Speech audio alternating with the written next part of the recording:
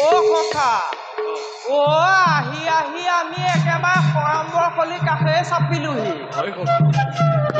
সৰম্বৰ সভা আৰু বেছি দূৰ নাই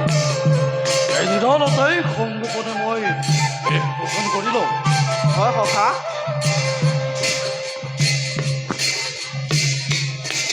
ও সখা এই সকলোবোৰ প্ৰস্তুত হৈয়ে আছিলে মাত্ৰ পৰিধান কৰিবলৈহে বাকী আছে এই ৰবা মই তোমাক পৰিধান কৰাই দিছো ৰবা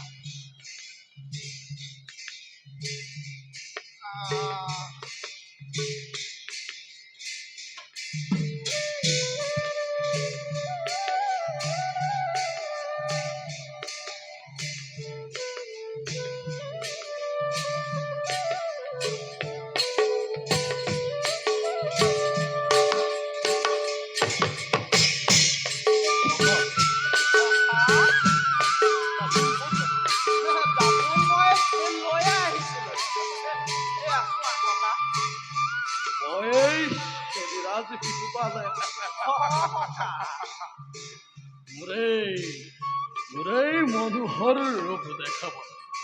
পৃথিৱীৰ কোনো তিৰোতা আছে জানো মোৰ প্ৰেমত বিমোহিত থাকিব পাৰে মোৰেই ঝুলন্ত দেহ এই বিশালে বদন দেখি যদি ভীষ্মক বলা মনোনীত নহয় তেন্তে নিশ্চয় জানিম যে তেওঁ অন্ধ ও সখা দাপোনখন থওঁনে সখা আই ও সখা সখা তুমি বাৰু মোক কেনে দেখিছা ককা কেনে দেখিম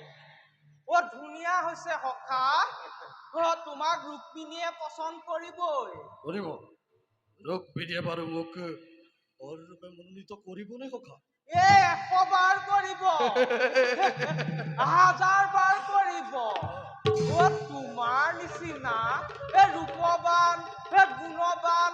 অইন কোনোবা আছে জানো পিছে সখা ইয়াতে থাকিবানে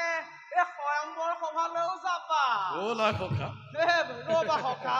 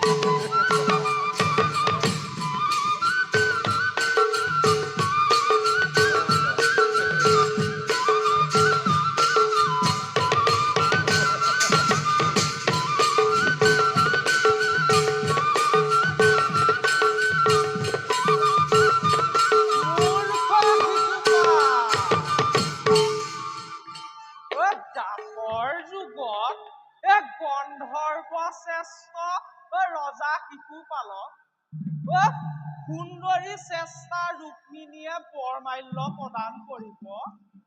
একেবাৰে পানীৰ মিঠৈ যদি সেয়ে হয় এই ছাতি ধৰা মহাভাৰতৰ বা কপাল ফুলিবনে নুফুলে ভাস্কৰ পণ্ডিতে মোক গণনা কৰি গোপতে কৈছিল মোৰ লগত বোলে ৰাজনন্দিনীৰ যুগ আছে ৰাজনন্দিনীয়ে নে অৰ্ধৰাজ্যৰ আশা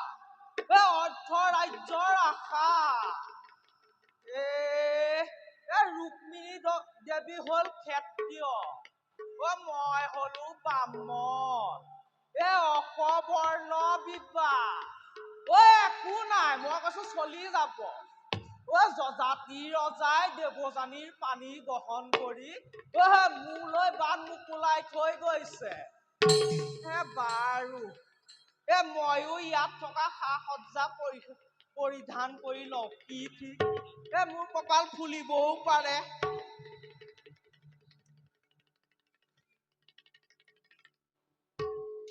বৰমাল্য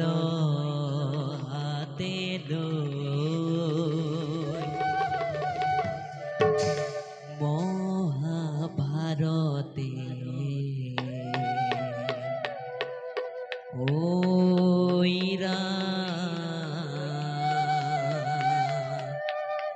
রুক্মিণীর কথা ভাবে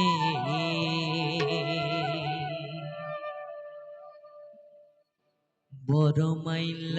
হাতে লই মহাভারতে ওই রাম রুক্মিণীর কথা ভাবে বড় মাইল হাতে লই মহাভারতে ওই রাম রুক্মিণীর কথা ভাবে ও এইটো কোন ও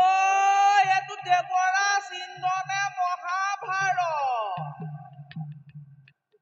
এই মহাভাৰত ও তই মহাভাৰত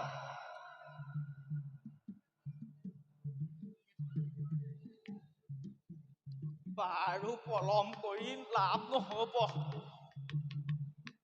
ময়ো সৰম্বৰস্থলীলৈ যোৱাই ভাল হ'ব